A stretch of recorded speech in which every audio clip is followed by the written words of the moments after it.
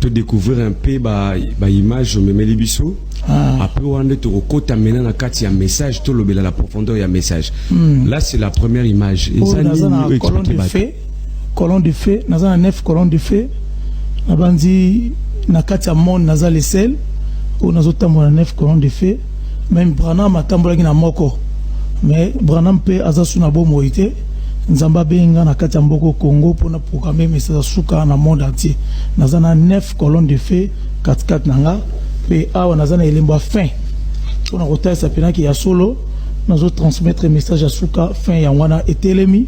Pour nous retester qu'il y a solo Nzambé a confirmé dans la Bible dans Hébreux 2:4.